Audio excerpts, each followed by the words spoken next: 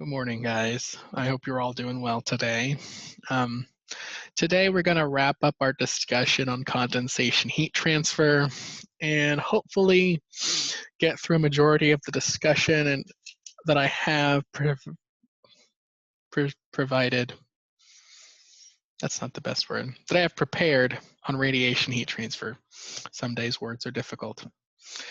And so before we jump into the lecture, are there any questions, comments, concerns, thoughts on what we discussed on Tuesday around condensation heat transfer and the calculations therein?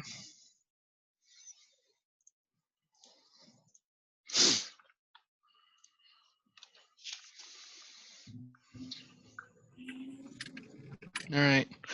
If not, let's jump into a quick review on our discussion of condensation heat transfer.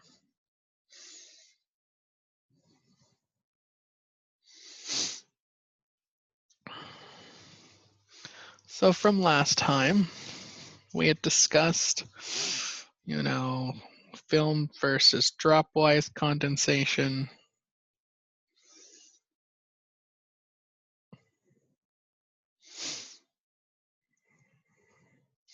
And how even though dropwise condensation is more efficient, film condensation is most widely applied to chemical process systems.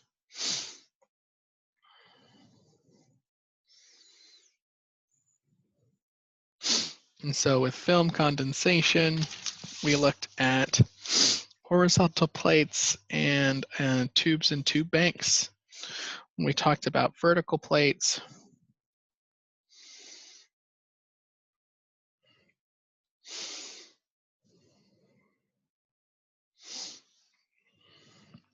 Keeping in mind that the heat transfer coefficient, the heat transfer rate in condensation is going to follow Newton's law of cooling, where our driving force is the saturation temperature of the vapor minus the surface temperature of our object wherever we're condensing. We can also relate this to our mass flow rate or our condensation rate times a modified latent heat of vaporization, where lambda star, or a modified latent heat of vaporization, is equal to our original latent heat plus 0.68 times the heat capacity of our liquid times Tsat minus Ts. This accounts for the subcooling that's expected in the liquid as it flows and leaves the point of condensation. So with this in mind, we spent a lot of time, or I should say gotta find the heat transfer coefficient.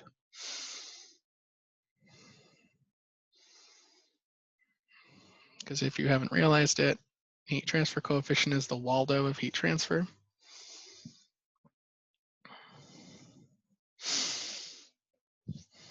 But instead of it's a where's Waldo, it's what the heck is Waldo. So for a vertical plate in laminar flow, we state that our heat transfer coefficient is approximately 0.943 times gravity times density of a liquid times density of a liquid minus density of our vapor times our modified latent heat of vaporization times the thermal conductivity of the liquid cubed divided by the viscosity of the liquid, our driving force, the height of the plate, all to the 1/4.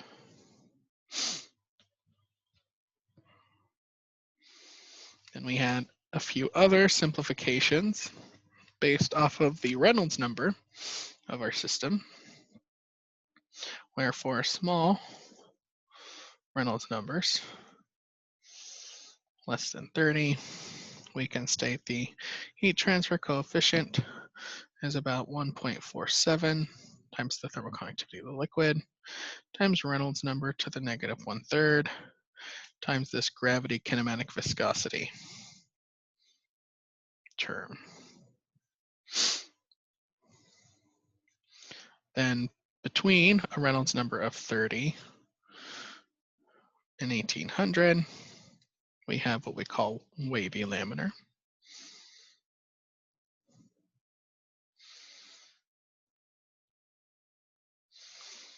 Where wavy is approximately Reynolds times thermal conductivity divided by 1.08 times Reynolds number to the 1.22 minus 5.2 times our gravity over kinematic viscosity term. And we can also calculate the Reynolds number in this regime by this expression, 4.81 plus 3.70 times length times thermal conductivity of our liquid times Tsat minus Ts divided by mu L lambda star G over V sub L squared to the 1/3, all to the 0.82 power. And I know I'm going quick, you really don't have to write this down. It's mainly for your record keeping purposes. So outside of laminar, we had turbulent flow, where when our Reynolds number is over 1800, we consider it turbulent. And we can calculate our heat transfer coefficient as Reynolds number times the thermal conductivity of the liquid divided by 8750 plus 58 times the Prandtl number to the negative 0.5 power minus 253 times gravity over kinematic viscosity of our liquid squared to the 1/3.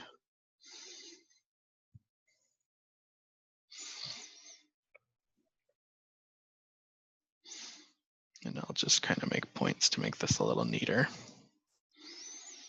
So we have a whole lot of equations to find heat transfer coefficient and Reynolds number in these regimes for a vertical plate.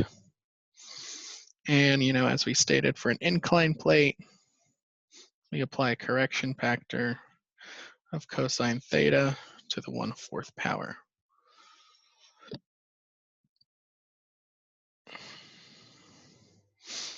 And that essentially quantifies what we expect to see with condensation on plates. When it comes to condensation on tubes and tube banks,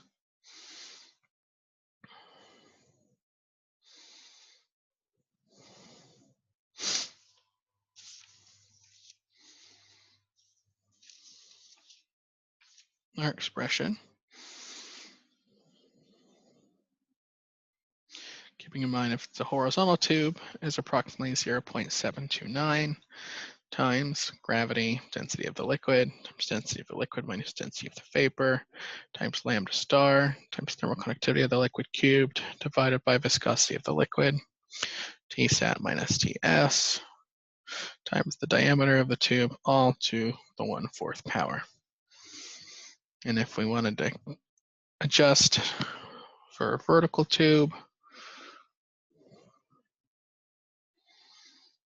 we can apply this corrective term. Now, most often than not, we're interested in condensation on tube banks, where I'd find out that for a given system, looking at tube banks,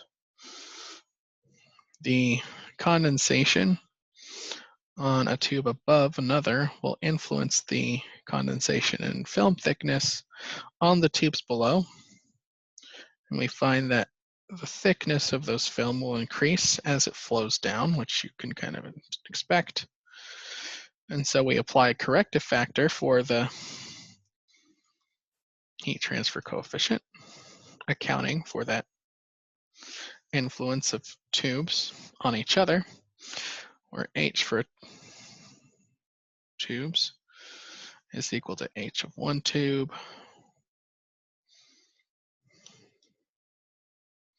times 1 over n to the 4th, where n is the number of tubes in a vertical column.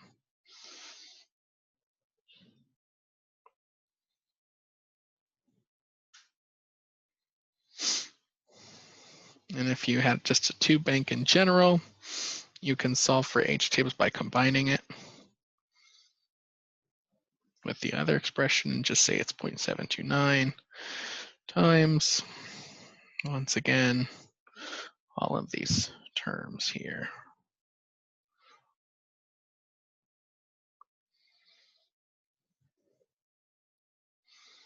The only difference is now you have an n times d instead of just d. And so if you'd rather just remember the one equation, more power to you. So any questions over the alphabet soup for adults that we've been discussing over the past couple days? I know it's a lot of kind of complicated equations, for lack of better language, but the majority of these problems involved identifying the proper temperature to find liquid properties on, finding those liquid properties, plugging them in, and solving. If I give this to you on the final, I will give you all the liquid properties that you need. So the final is not going to be a wild goose chase. So you don't have to worry about that.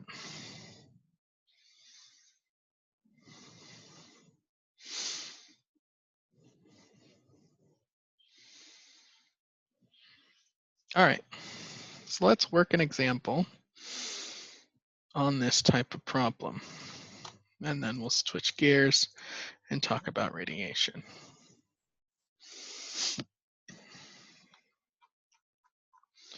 So, assuming you can see these slides, looking at example 3 here.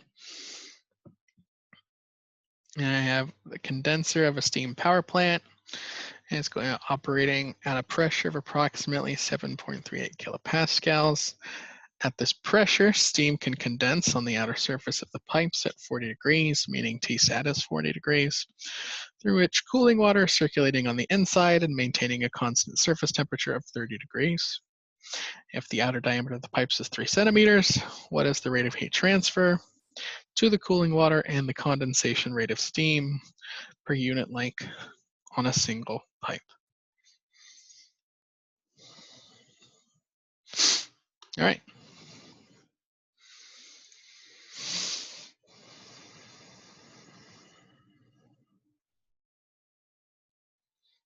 So this example is about condensation on a tube.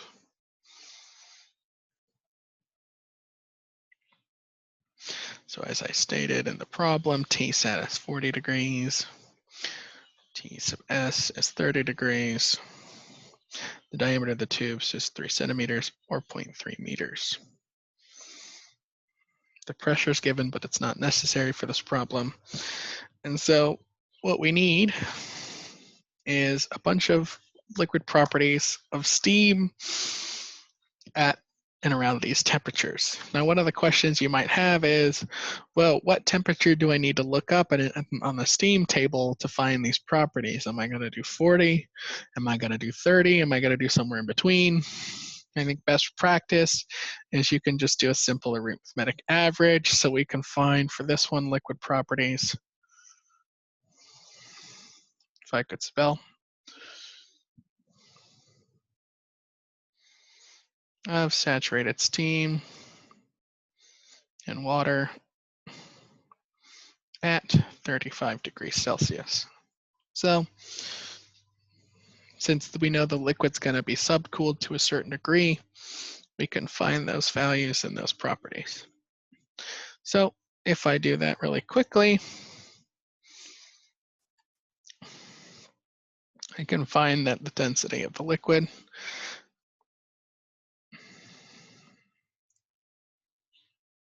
is approximately 994 kilograms per cubic meter. The density of my vapor is approximately 0.05 kilograms per cubic meter. viscosity of my liquid I have as 0.72 centipoise. The thermal conductivity is 0.623 watts per meter Kelvin. The heat capacity is approximately 4178 joules per kilogram Kelvin. And my latent heat of vaporization is approximately 2407 kilojoules per kilogram. So one of the first things I would probably do is identify my modified latent heat of vaporization. So I have 2407 kilojoules per kilogram plus my heat capacity, 4.178 kilojoules per kilogram Kelvin. Just did a quick unit conversion to make this easier, times 0.68 times Tsat minus Ts, or 10 Kelvin. I do that, I should get an modified latent heat of vaporization, lambda star, of 2,435 kilojoules per kilogram. With that in mind, I can now solve for my heat transfer coefficient as 0.729 times gravity, 9.81 meters per second squared, times the density of the liquid, 994 kilograms per cubic meter, times the density of the liquid minus the vapor, or 994 minus 0.05 kilograms per cubic meter, times the modified latent heat, so 2435 times 10 to the third, because I need it in joules, kilojoules per kilogram, times our thermal conductivity, which I had was 0.635 watts per meter Kelvin, cubed. Oh, this is jumping around a little bit. My apologies. Watts per meter Kelvin, cubed, divided by viscosity of our liquid, which I said was 0.72 centipoise, or 0.72 times 10 to the minus third kilograms per meter second, times Tsat minus Ts, 10 Kelvin, times the diameter, 0.03 meters.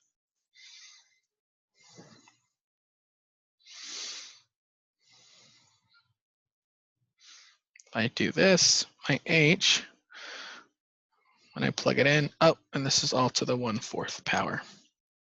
Didn't want to forget that. So I'll zoom out so you can see all that. Like I said, big kind of mess when it comes to the actual equations, but overall it's a plug and chub type approach. When you were talking about the properties of water, you said that K was 0.623 and then you wrote 0.635 in the equation. Oh, I'm sorry.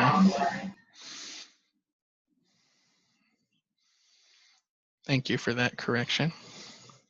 So if I do this calculation, I should get a heat transfer coefficient of approximately 9,300 watts per meter squared Kelvin. So with this in mind, I can solve my Q as HAS Tsat minus Ts, where my surface area is going to be pi dl, or pi times 0.03. I didn't give a length, but I asked per unit length, so I would just say for 1 meter. And so my surface area would be approximately 0.094 square meters.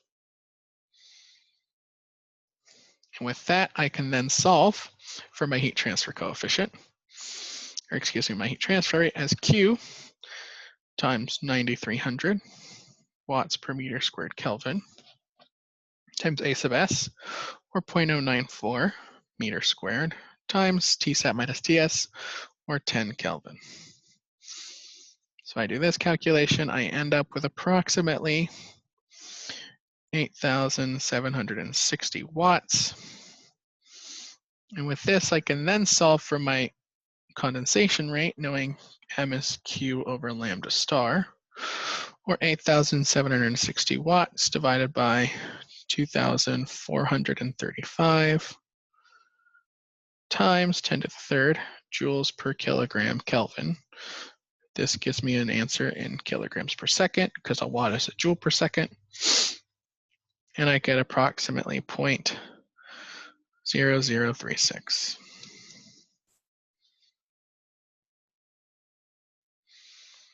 Any questions on that? Were you guys able to follow that?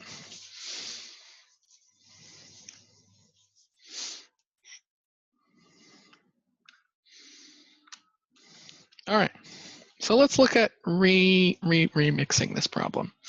Now let's say instead of having one tube, I'm going to have 12 tubes in a pattern such as this, where I have 4 columns and 3 rows. And the length of those tubes is going to be 8 meters. What will be my new heat transfer coefficient, my new heat transfer rate, and my new condensation rate for this problem? And for that, why don't I let you guys work together in some breakouts, give you guys a break from lecture, and see what you can come up with. So go ahead and jump into some breakouts and see if you can come up with a new H, Q, and M value. I'll give you guys about 6-7 minutes to do it.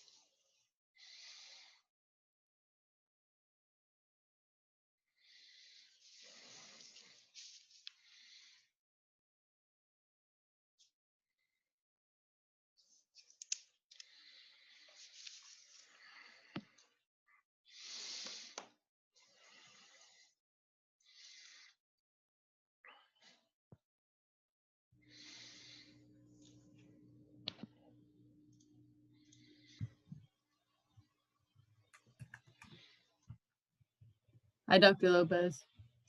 How's it going? Good. So just to make sure, clarification for this problem, because we added in those extra tubes, we're just using the same formula, but with the n in the denominator. Yep. Or you can just multiply the h we found times 1 over n to the 1/4. Oh, that's awesome. That's a nice little trick. Yeah.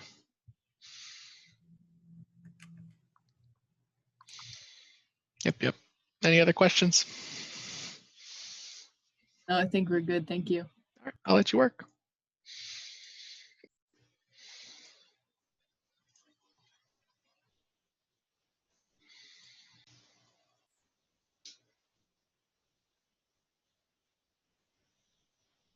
How's it going? Good so far.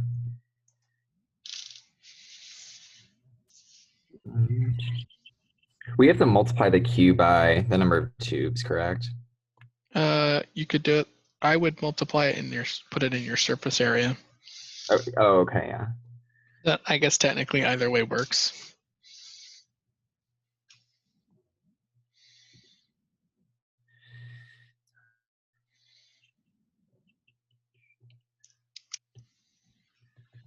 Any questions? Are you guys doing all right? I think we're doing good. Is everyone feeling good? I mean, about fluids, yeah, but it's just been a long week. I get that. Hang in there. I'm trying my best, Dr. Lopez. All right, let me know if there's anything I can do to help.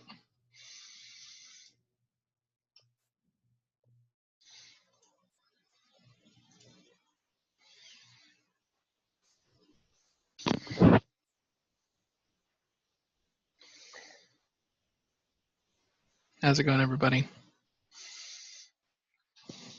We're just plugging the numbers in and doing the calculations as of right now. Great. Any questions? You kind of have a good sense of what you need to do. You don't have to add in the fact that there's more than one row of columns, do you? You do need to correct for that, yes. Okay. So where would that go? The tube banks and everything. Yeah. So you can recalculate everything, or I would recommend doing the corrective term Yeah. that I mentioned, where it's 1 over n to the 1/4 power. But you don't have to, so there's more than one. So that's for the number in each column, but there's 4 columns. You don't have to use that. No, there's no correction. You put that into when you calculate your new surface area. Okay. Sounds good. Yep. Thank you.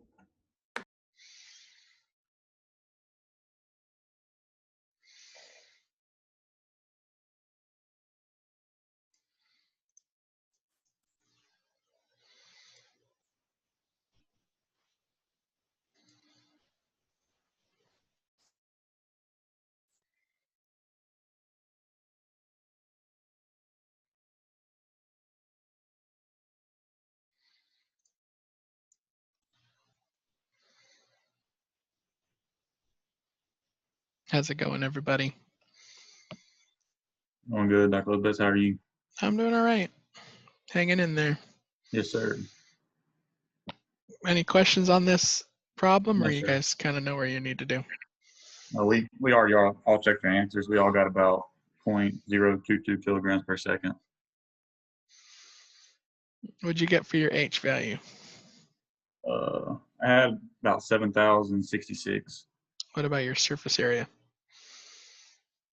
I just threw it in the equation. Let me type it out real quick. Oh, you're good. Just because you're off by an order of magnitude by my calculations, trying to help you get it sorted. I got 0.75. For your surface area? Yes, sir. That would work for 1 tube, but there's 12 tubes. Okay, so do we multiply that by 12 then? You do. Okay, that's part of it. Would have got me.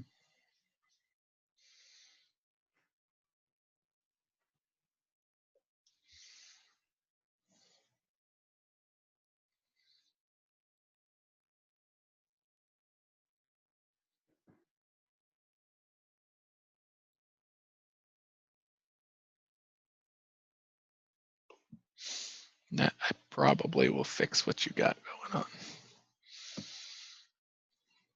All right, I'm going to jump out.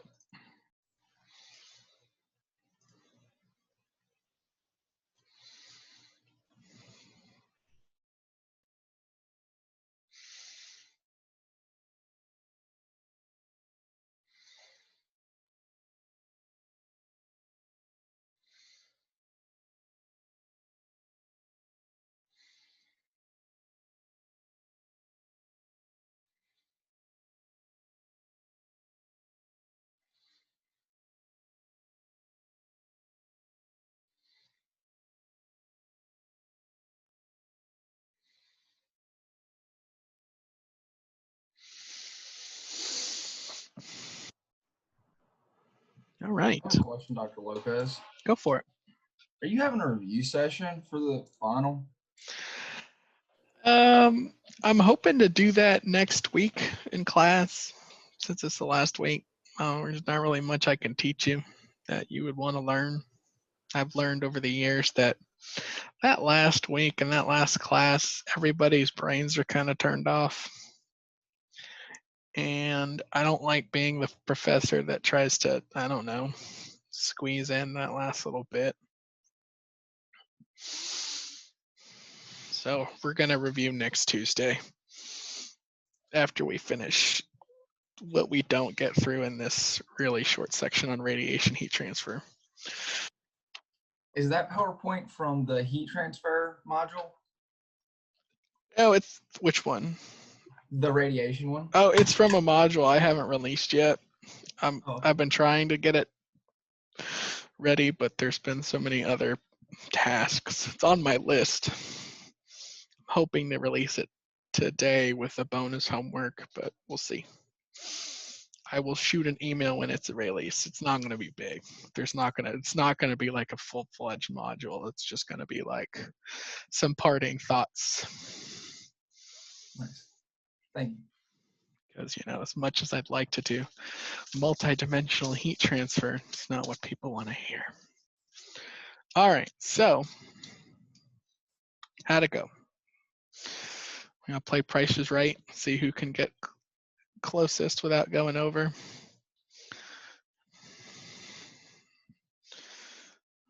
So which group was able to get an answer? We got about 0.263 kilograms per second. All right. Anybody else get something similar or different? So I wasn't sure if we were supposed to divide our Q value by 12 tubes or not. You would multiply it by 12. Multiply it by 12? Oops. Yep. Our group got 0.262. I like that. So Was it just with round. 0.262 or 0.26? 0.26 is probably the best since we rounded. All right. 0.26 is correct. To briefly kind of illustrate that for the groups that hadn't quite gotten there, to update this and solve for this new case, looking at a tube bank, we can solve for the new H for 12 tubes as 1 over n, where in this problem there's 3 rows or 3 tubes in a single column. So it would be 3 to the 1/4 power times our 9,300 watts, which I got about 7066 watts per meter squared Kelvin. And the units are the same on both. And then with this, we can update our surface area. This is pi dl times n, where this is the total n tubes. So it's pi times 0.03 meters times the length, which is 8 meters, times 12 tubes, where I got an area of about 9. Of course, my notes disappeared. 0.01 square meters. With this, you can solve for a new Q as 7066 watts per meter squared Kelvin times 9.1 square meters times 10 degrees Kelvin, and get a Q value of 639 kilowatts. And then lastly, we can solve for our mass flow rate as our heat transfer rate, 639 kilowatts, divided by our latent heat of vaporization, which was 2,435 kilowatts per kilogram, and get about 0.26 kilograms per second as our condensation rate over 12 tubes. So not too bad of a readjustment on the problem. I think these are good problems to have on exams because they're good little plug and chugs, make people feel good about things as compared to some of the other topics that we've had in class. So any last minute questions on this example or condensation heat transfer?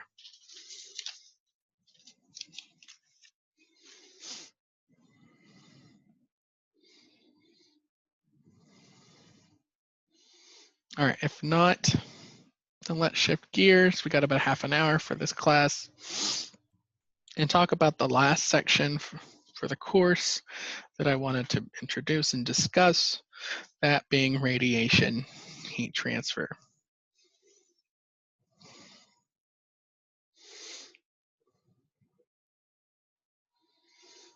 I like bringing this and talking about it as kind of the last section for the class because over the years, we really hadn't spent a whole lot of time looking at radiation in this course. And I know students kind of, when I got feedback in terms of, what are some of the things that you would have liked to explore a little bit more, this was one of the top two that that I received in terms of feedback on this class. And so in the last year and this year, I kind of worked it into the course schedule to provide an opportunity to kind of do a little bit of a deeper dive on radiation and how it exists amongst our heat transfer systems. So what did we say in our introductory module was our equation for radiation heat transfer? So Alyssa, do you remember what QRAD was equal to? Ooh. I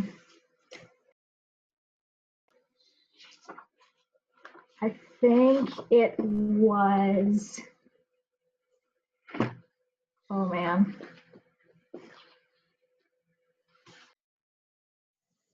It's okay if you don't remember. I'm trying to get to it so I Oh, can. you're remember. fine. No worries. There's an epsilon and a Boltzmann constant in there. So Yeah, it's those two, and then surface area, TS to the fourth minus TS, or T infinity to the fourth. All right. Yeah. So we have sigma epsilon times surface area TS to the fourth minus T infinity to the fourth. And so radiation heat transfer exists unlike what we see in conduction and convection. Because when we talk about conduction and convection, they're highly related. And that convection is really just conduction plus, it's the enhancement because we have flow. Radiation kind of exists in its own, realm, in that it exists mainly due through the emission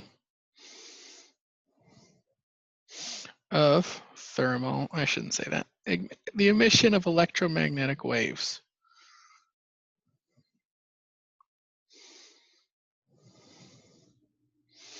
By an object, simply because it possesses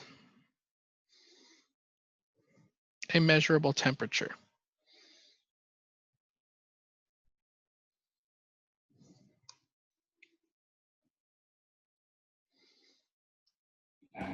What I mean by that, any object, any system that whose temperature is above 0 degrees Kelvin is going to emit radiation, irregardless of where that object exists and the conditions in which it's under. One other thing, we consider it the fastest form of heat transfer.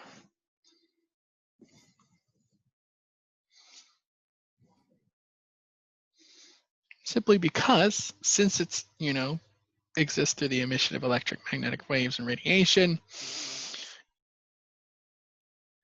it's bound by the same laws and principles that govern electromagnetic radiation, meaning we can calculate, the system and its speed and stuff as the speed of light, which is the wavelength of the radiation times the frequency of its radiation. And we can consider that speed of emission as our incident speed, C0 over n, where n is the index of refraction.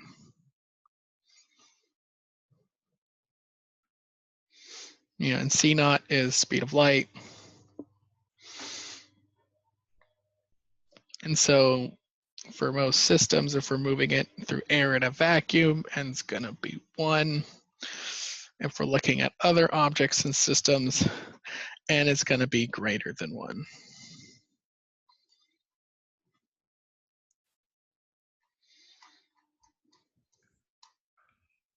Like under pressure? Pressure is not going to influence radiation emission, simply the temperature.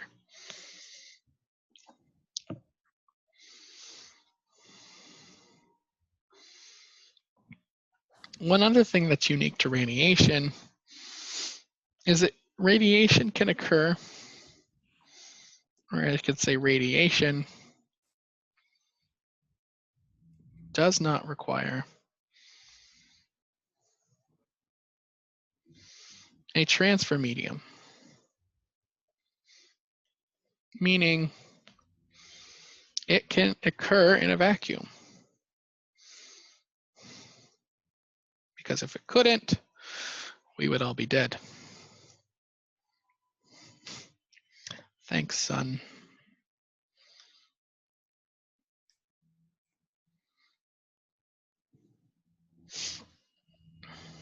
As we state, the radiation we receive from the sun, all the thermal energy, and the energy period that is experienced here on the Earth comes from the sun, and it comes through radiation emission.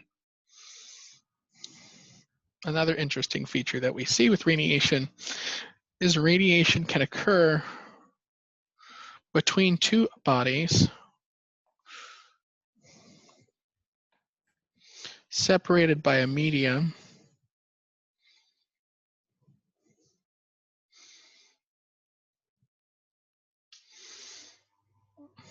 which is colder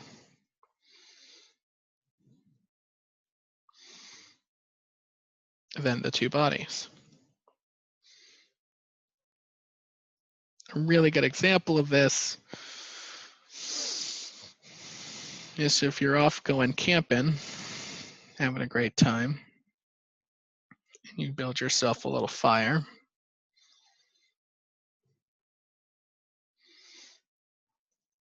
This is fire.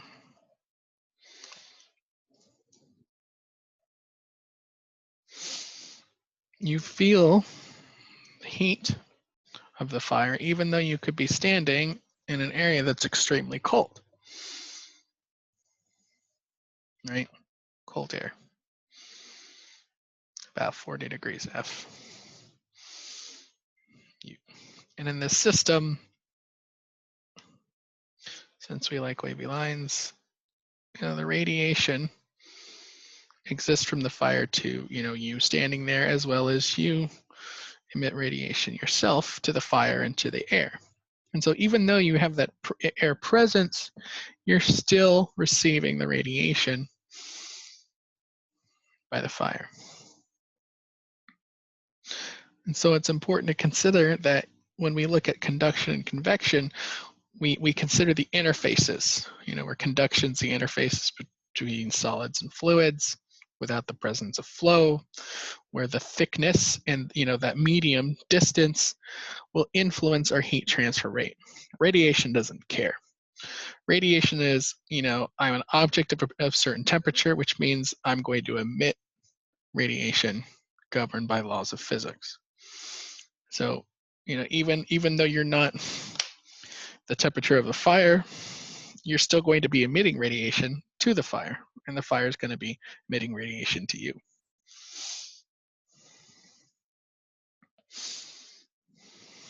Everyone following me so far?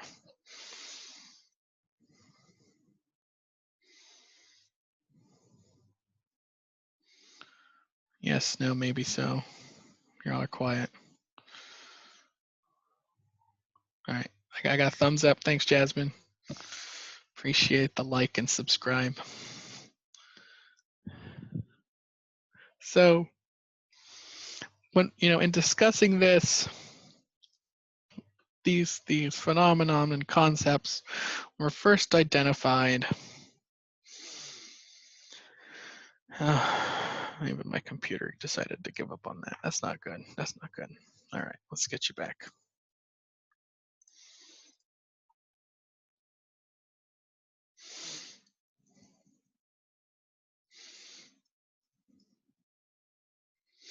So these concepts were first identified by James Clerk Maxwell, good old Maxwell, in 1864.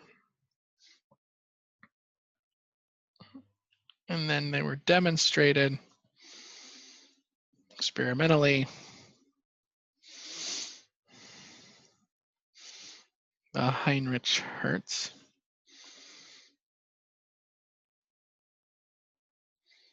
in 1887.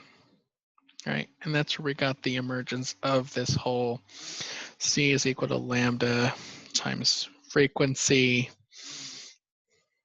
and RC is equal to C naught over N, where N is our index of refraction.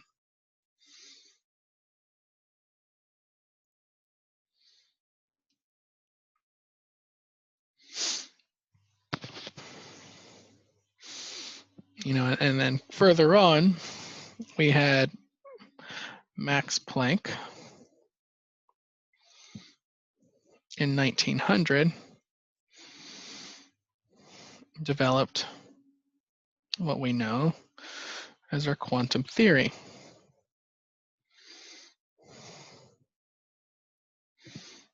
Which stated that the energy associated with this emission, because at the end of the day, that's what we care about, can be calculated by a constant h times the frequency of the radiation emitted, which by Maxwell's laws and demonstration equals h times c over lambda, where h is equal to 6.626 times 10 to the negative 34 joules. And this is known as Planck's constant.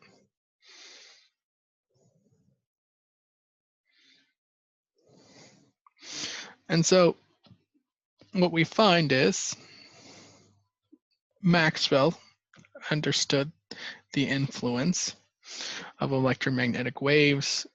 Heinrich Hertz demonstrated experimentally, and Planck started to quantify the energy associated with this emission through the development of what we know as quantum theory today. And so we find that since this emission is quantized, we have to find a way to incorporate that energy quantization, quantumization, I don't know if that's a word or not, as it relates to what we expect in heat transfer. Because as this energy and these waves are traveling, they carry energy, and that energy will result in changes in temperature. And so what we're interested then in is the application of quantum theory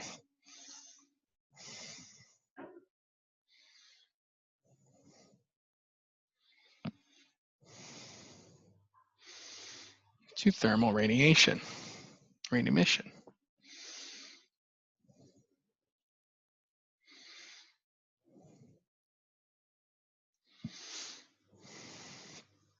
Or if we stated, well, the energy emission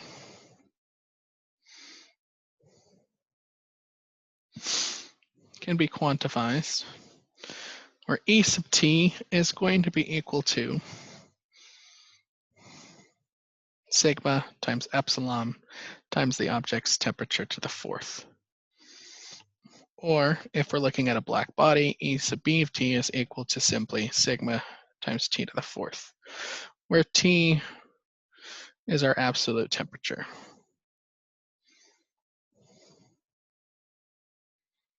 And E sub b is our black body temperature, where our emissivity is 1.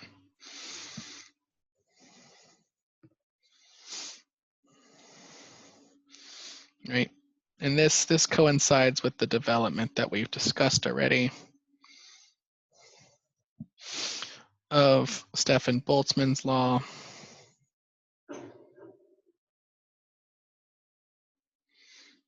which quantifies this thermal radiation emission as it applies to radiation heat transfer, or we can call it the black body emissive power.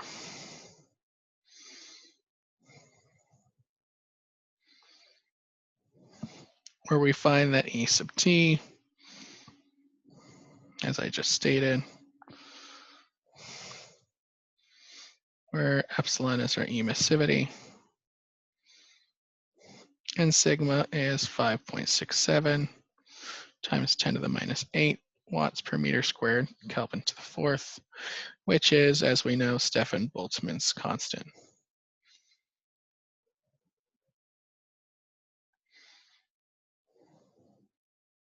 And so what we find is that while Planck developed the idea of quantum theory and the energy in these waves is quantized, Stefan-Boltzmann were able to work to develop this expression for the emission of a black body and of non-black bodies as it relates to that quantized energy.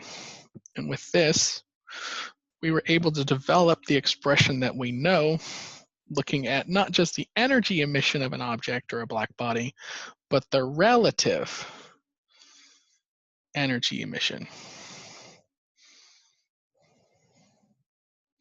between two objects.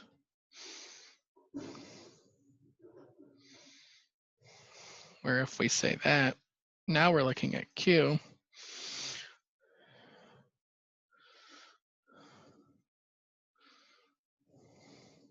right, as epsilon sigma T1 to the fourth minus T2 to the fourth, which is what we have up here originally in our first discussion, right? And so that's how we were able to develop that expression, and how the development of modern physics that we know today gave rise to our expressions for radiation heat transfer.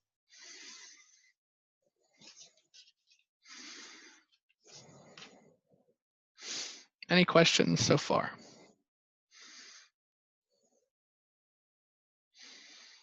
So I know this comes off as kind of like a science discussion, more like than a super applied, but we're getting there.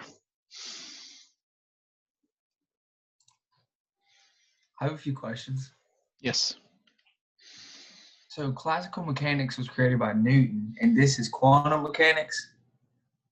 Yes. Okay. How did they have a reference for a black body back in the day? Like you said, a black body is like the sun, right? I could imagine that. But how did they... The black body represents the maximum emissive power that can be emitted by an object at a specified temperature. So you can have like something that really isn't, that doesn't have a lot of radiation, but get it to its maximum temperature, and then that is... Yeah, an object that based on a given temperature does not emit a significant amount of thermal radiation or radiation in general is considered something with a low emissivity.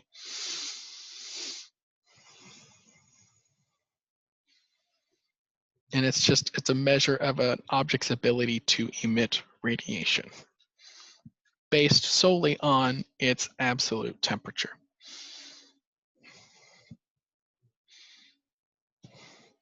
And so this expression that we've discussed, while helpful, simply describes or demonstrates the total emission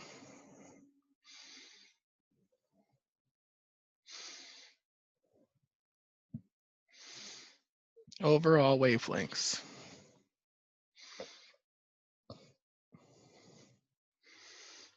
Thus, if we were interested in developing an expression that can quantify the energy emission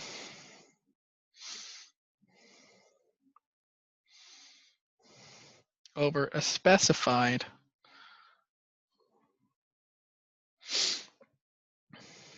wavelength of radiation, we would consider Planck's law, which was developed by Planck, 1901. He was a busy guy. It states that the emissive power of a black body at a given temperature and wavelength of interest is equal to C1 divided by lambda to the 5th times the exponential of C2 divided by lambda t minus 1, which gives you this value. Let me double check the units in watts per meter squared microns, because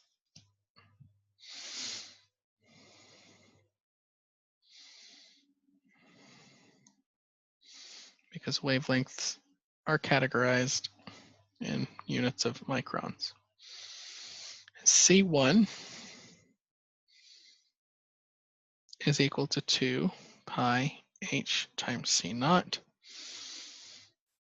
which, since h and C naught are constants, is equal to 3.742 times 10 to the 8th watts times microns to the 4th over square meters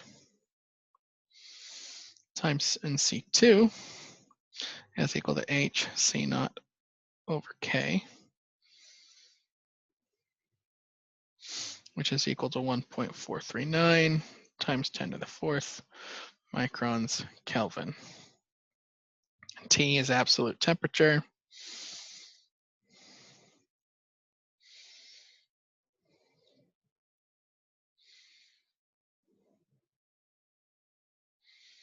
And K is Boltzmann's constant. Went out and did his solo career. It's 1.3805 times 10 to the minus 23rd joules per Kelvin.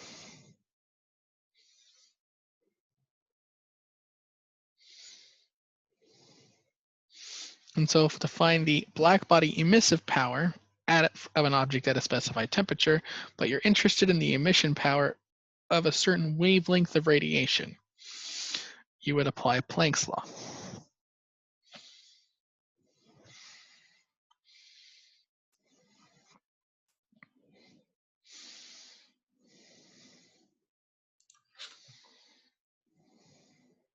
I have a question. Yes. For C1 you used pi, so that's saying like particles are spheres,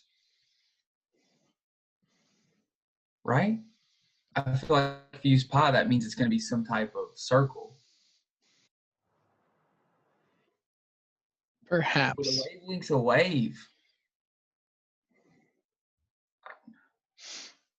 Pi was most likely introduced as these waves were basically approximated as point objects or particles, most likely, in the development of this theory.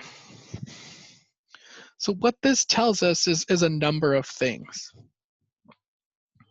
the first and I should say most obvious, but I don't like using obvious in discussions, is that, through this we can calculate at a given temperature and at a given wavelength, what is that emissive power that we expect? And if we wanted to, which we'll get to in a second, we can look at integrations to find energy emission over a range of wavelengths.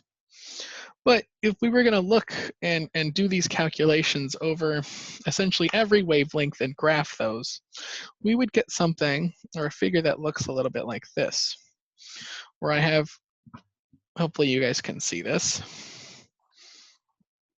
The x-axis is our radiation wavelength, and our y-axis is the energy of emission, assuming a black body.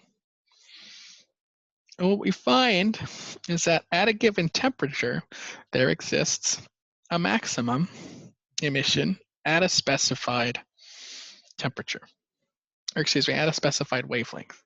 And if for a given object or system, if we increase that temperature, the maximum wavelength tends to shift downward, meaning the higher energy an object has, the higher energy that we can expect for radiation at lower wavelengths.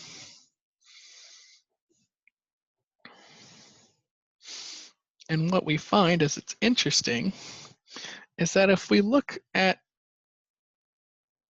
the temperature associated with the sun,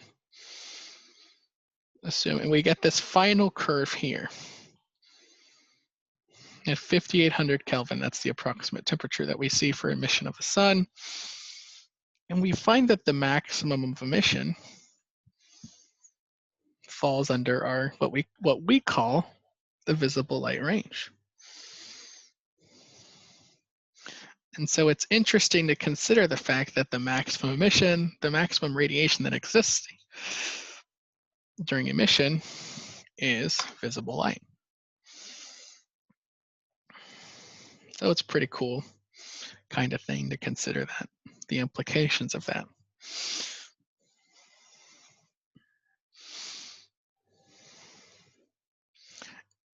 And one other thing that we can note is that if we follow this trend line for our anticipated maximum emission as a function of temperature, we yield the kind of slope that we see between the wavelength and our emission. And we can get this value, the locus, what's called locus of maximum power, and it follows what's known as Wein's displacement law, which states, jumping back to our notes,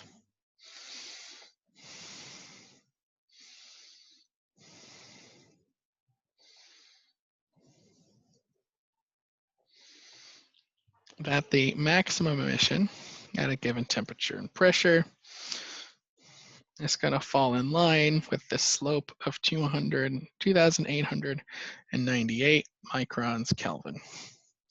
Meaning, to find the wavelength that has a maximum emission, we would simply divide this 298 micron Kelvin by our absolute temperature.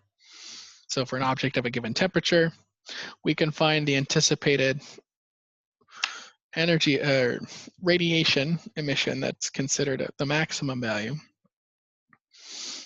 by simply taking that temperature and having it divide out 2,898.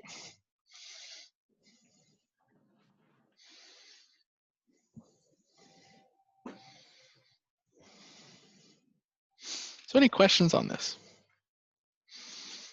Like I said, I know it's very abstract science-y. You guys following along okay? We will get to some calculations here at the end, don't worry. Math is coming for those that need it.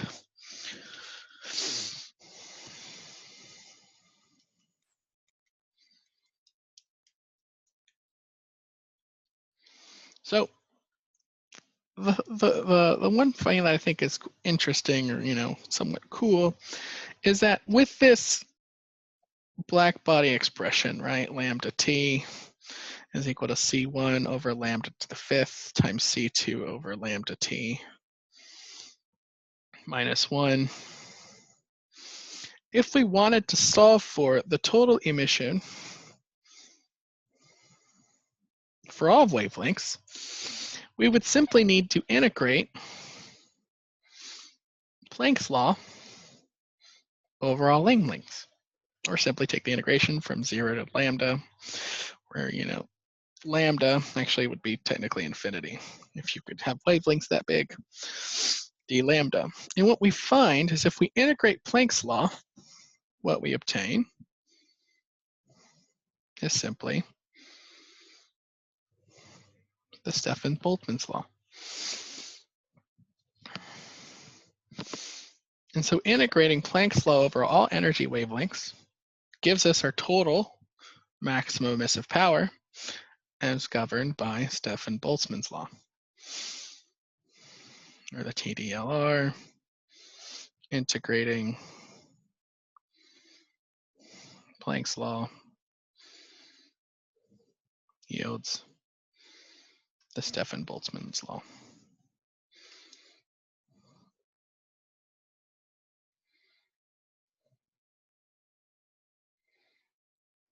Shouldn't there be an exponential on the bottom of that equation?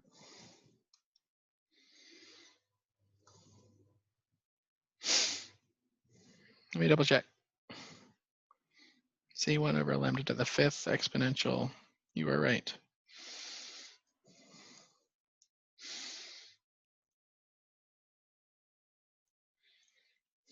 Thank you.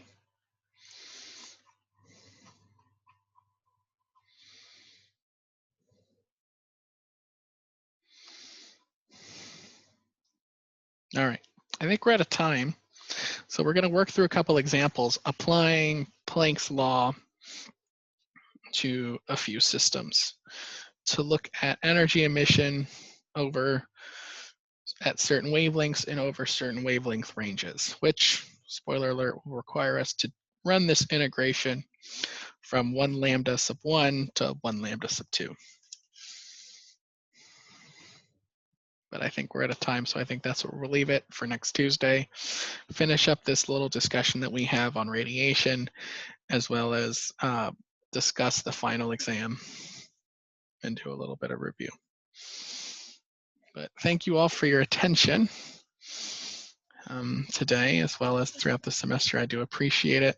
I do wish we could have had a more traditional instruction, but nevertheless, we do what we can, and I hope you all are enjoyed this semester to a certain bit, and if not, at least looking forward to a little bit of rest in the coming weeks. So thank you guys. Take care. Have a great rest of your day and a great weekend. And good luck to anybody that are doing design presentations today. I'm sure you will do well. Thank you, Dr. Lopez. Thank you, Dr. Lopez. Thank you. Thank you.